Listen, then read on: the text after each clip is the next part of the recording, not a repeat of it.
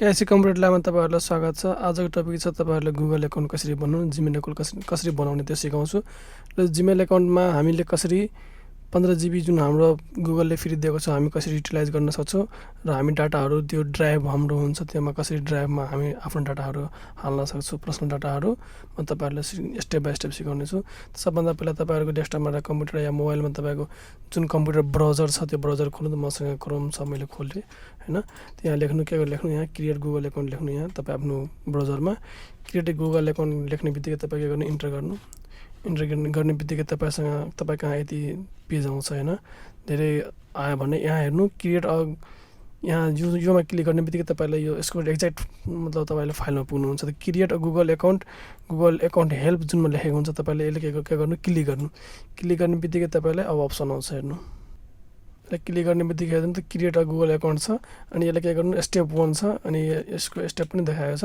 तर तपाईँले केही गर्नु पर्दैन, यहाँ क्रिएट गुगल एकाउन्टमा मात्रै क्लिक गर्नु। यसलाई क्लिक गर्ने बित्तिकै अब हेर्नु तपाईँलाई अर्को पेज खुल्छ। यो पेजमा तपाईँले यसको फर्म फिलअप गर्नुपर्छ। यसको तपाईँले जति चाहिएको छ डाटा तपाईँले यहाँ हाल्नुपर्छ, आफ्नो डाटा। यहाँ नाम लेखेको, जस्तै मैले आफ्नो नाम लेख्छु यहाँ हिरा, अनि नाम लेखेँ लास्टमा जयसवाल लेखेँ। अब हेर्नु यहाँ के छ, तपाईँलाई यहाँ नि जुन युजर नेम जुन छ नि, यो युजर नेम के हुन्छ तपाईँको युनिक हुन्छ वर्ल्डमा। यानि कि यो हिरा जयसवाल भनेको या मेरो नाम भनेको अरूले कसैले बनाएको छ भने मेरो बन्दैन होइन। त के गर्नुपर्छ, मलाई यहाँ तपाईँहरूले यदि बनाउनुहुन्छ भने तपाईँले यहाँ नेम चेन्ज गर्नुपर्छ। जस्तै मैले हिरा जे अटोमेटिक यसले एभाइलेबल यति भने 570 एभाइलेबल छ अटोमेटिक होइन। तर मलाई यो चाहिँदैन, मलाई अर्कै केही डिजिट थप्नु पऱ्यो, यसलाई तपाईँले यहाँ चेन्ज गर्न सक्नुहुन्छ। जस्तै मलाई यो हिरा चाहिँ जयसवालै चाहिन्छ, जस्तै यहाँ छ अरू दिएको होइन। त जस्तै हिरा जयसवाल छ, मलाई यो चाहिन्छ, मलाई यो क्लिक गरेँ। नत्र यसलाई के गर्छु, म यसको उल्टो गर्छु होइन। मलाई जयसवाल मलाई बनाउनु छ, यहाँ आफ्नो नामलाई जयसवाल बनाउनु छ, अनि जयसवाल हिरा बनाउनु छ मलाई।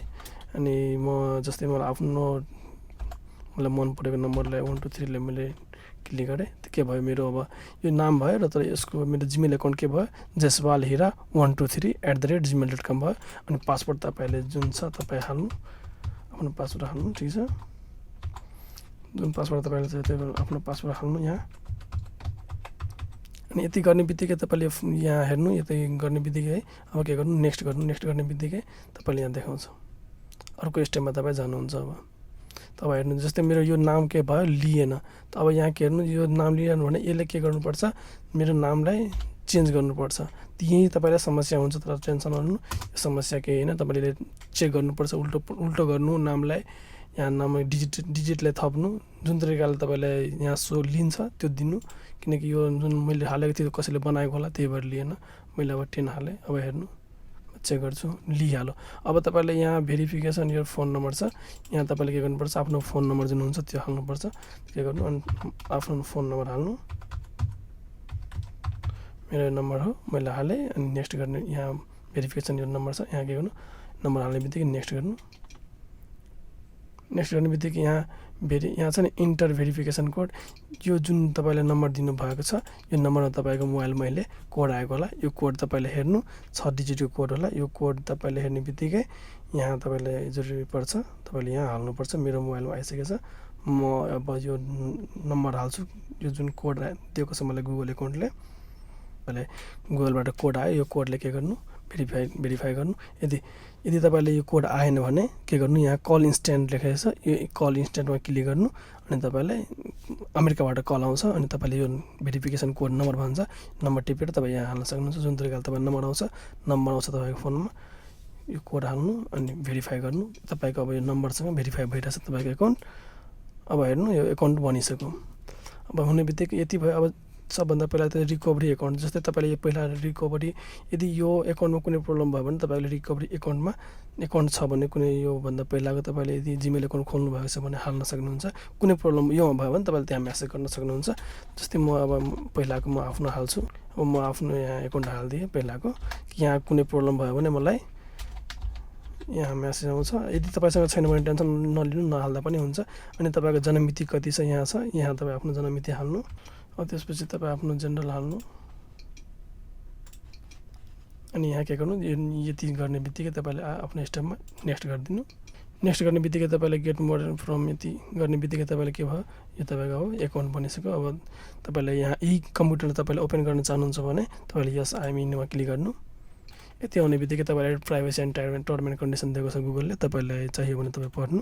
तर तपाईँ ड्र्याग गर्ने बित्तिकै मुनि आई एग्री भनेर लेखेको छ, आई एग्रीमा क्लिक गर्नु। तपाईँको अब जिमेल एकाउन्ट बनिसक्यो। अनि कि आई एग्रीमा क्लिक गर्ने बित्तिकै तपाईँले यहाँ हेर्नु त यति आयो तपाईँको एकाउन्ट। जब गुगल एकाउन्ट बनिसक्यो तपाईँको होम पेज आयो, पर्सनल इन्फर्मेसन आयो, डाटा पर्सनलाइज आयो, सिक्रेट आयो, पेपल सेटिङ आयो, पेमेन्ट सब्सक्रिप्सन आयो, तपाईँको जुन एकाउन्ट बन्नु भयो यो एकाउन्ट आयो र यहाँको गुगल एप्स भनेर यस्तो आउँछ।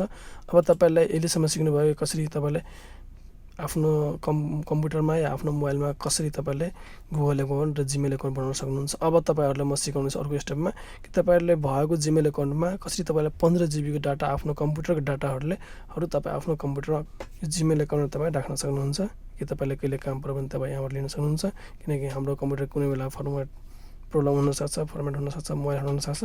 आफ्नो data, photo, image, contact number जति नम्बर हुन्छ 15 GB तपाईँलाई गुगलले फ्रीमा दिएको हुन्छ। अब तपाईँहरूलाई म यसको बारेमा सिकाउने चाहिँ यहाँ हेर्नु। अब यहाँ आउने बित्तिकै तपाईँले यहाँ जुन दिएको हुन्छ यो गुगल एप्स भनेको यहाँ क्लिक गर्नु। क्लिक गर्ने बित्तिकै यहाँ हेर्नु ड्राइभ दिएको छ। आज म ड्राइभ र जिमेलको दुईटाको बारेमा तपाईँलाई आज सिकाउनु छु, त्यसपछि अर्को बारेमा म मजाले सिकाउँछु।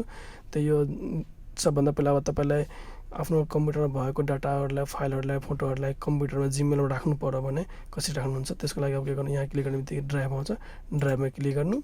तपाईँले यहाँ ड्राइभमा क्लिक गर्ने बित्तिकै यो खुल्छ तपाईँको अगाडिमा होइन, यस्तो खुल्छ। अनि ड्राइभमा खोल्ने बित्तिकै जस्तै यहाँ छ न्यू छ र न्यूमा अब तपाईँले म यहाँ सिकाउने छु। यहाँ हेर्नु तपाईँको स्टोरेज बनेको 15 GB तपाईँले युज गर्न सक्नुहुन्छ होइन। 15 GB तपाईँले गुगलले फ्री दिएको छ, तपाईँ आफ्नो डाटा, पर्सनल डाटा राख्न सक्नुहुन्छ। तपाईँले पासवर्ड र युजर नेम पासवर्ड थाहा छ भने तपाईँले जुनसुकै कम्प्युटर युज गर्न सक्नुहुन्छ, तपाईँलाई थाहा छ होइन। यहाँ यो तरिकाले राख्नु। अनि यहाँ जुन छ न्यूमा जाने बित्तिकै तपाईँले अब आफ्नो कम्प्युटर या मोबाइलमा भएको डाटाहरूले कसरी गुगलमा राख्नु भने यहाँ जानु, यो ड्राइभ आउने बित्तिकै न्यूमा जानु। न्यूमा जाने तपाईँले के फाइल छ के फोल्डर छ होइन, फाइल छ भने क्लिक गर्नु। त्यो क्लिक गर्ने बित्तिकै तपाईँले ब्राउज गर्छ कि तपाईँको कम्प्युटर कुन ठाउँमा, जस्तै मलाई यो फाइलहरू मेरो कम्प्युटरमा छ होइन, यहाँ डेस्कटप छ, डाउनलोड छ, जहाँ छ तपाईँलाई जुन ठाउँमा छ तपाईँको फाइलहरू। जस्तै मैले भिडियो बनाएको मेरो यहाँ छ, त मलाई यही भिडियो मलाई के गर्नुपर्छ, मेरो जिमेलमा राख्नु पर्यो भने म यसलाई क्लिक गर्छु। तपाईँको जुन ठाउँमा छ तपाईँ त्यहाँ लोकेसन गर्नु, आफ्नो फाइललाई सेलेक्ट गर्नु, यसलाई क्लिक गर्ने बित्तिकै ओपन गर्नु। ओपन गर्ने बित्तिकै तपाईँले हेर्नु अब यहाँ देखाउँछ, यहाँ हेर्नु त uploading one item starting upload देखाउँछ तपाईँले यहाँबाट। यति तरिकाले तपाईँले कुनै पनि फाइल, इमेज, कुनै पनि फोटोहरू सबै हाल्न सक्नुहुन्छ ड्राइभमा। त्यसपछि चाहिँ जिमेल, त्यो जिमेल गर्नु।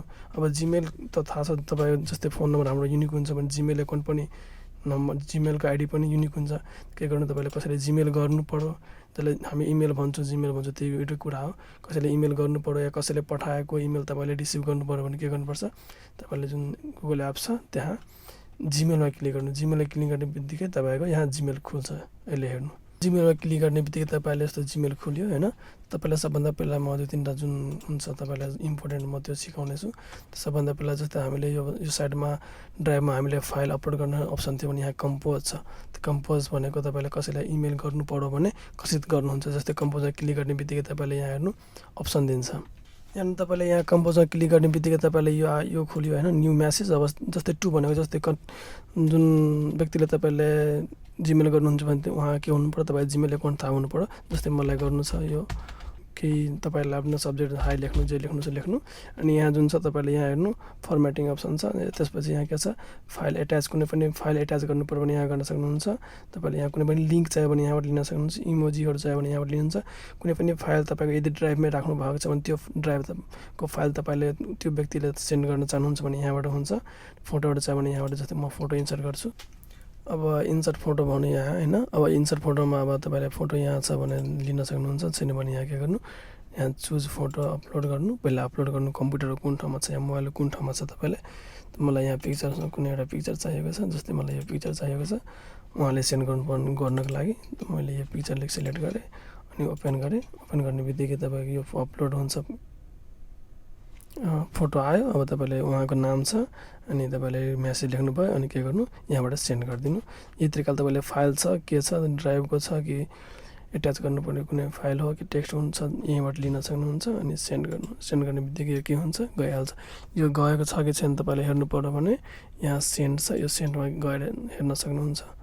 तपाईँको जिमेल सेन्ड भएको छ छैन, यहाँ भइसकेको छ। ठिक छ, अब हेर्नु यो तपाईँलाई म अलिकति यो एउटा सिम्पल कुरा तपाईँहरूलाई सिकाउनेछु। जस्तै तपाईँको यहाँ ल्याङ्ग्वेज चेन्ज भइसकेको छ भने जिमेलमा, जस्तै नेपाल ल्याएको छ, अर्को छ भने तपाईँले यहाँ सेटिङमा गएर के गर्न सक्नुहुन्छ, आफ्नो ल्याङ्ग्वेज चेन्ज गर्न सक्नुहुन्छ। यहाँ ल्याङ्ग्वेजमा क्लिक गर्ने बित्तिकै तपाईँले यहाँ ल्याङ्ग्वेज देखाउँछ, जिमेल डिस्प्ले ल्याङ्ग्वेज। तपाईँले कुन ल्याङ्ग्वेज चाहियो तपाईँले यहाँबाट सिलेक्ट गर्न सक्नुहुन्छ। तपाईँहरूलाई म थीम्स चेन्ज गरेर सिकाउँछु। यहाँ इनबक्समा फेरि जानु, नराम्रो देखिएको छ तपाईँको अहिले यो जिमेल एकाउन्ट होइन। तपाईँ के गर्नु, यहाँ सेटिङमा जानु, सेटिङमा जाने बित्तिकै यहाँ थीम्स अप्सन दिएको छ, थीम्समा क्लिक गर्नु। थीम्समा क्लिक गर्ने बित्तिकै तपाईँले यति यो थीम्स आयो अगाडिमा होइन। अब यहाँ दिएको छ तपाईँलाई आफ्नो मबाट तपाईँलाई आफ्नो यहाँ हाल्नुहुन्छ भने ठिकै छ, नत्र यहीँबाट तपाईँले कुनै मनपर्छ भने, जस्तै मलाई यो मनपर्छ, म यसलाई क्लिक गर्ने बित्तिकै के गर्छु, यहाँ सेभ गरिदिइहाल्नु। अब तपाईँले यहाँ आफ्नो थीम्स चेन्ज गर्न सक्नुभयो। अब तपाईँहरूले सेटअप प्रोग्रेस, तपाईँले जुन जिमेल एकाउन्ट छ तपाईँको सेटअप प्रोग्रेस 10% मात्रै भएको छ। अब तपाईँले लर्न, यहाँ तपाईँले यो सबै यदि फर्म फिलअप गर्नुहुन्छ भने तपाईँको 100% भइहाल्छ सेटअप प्रोग्रेस।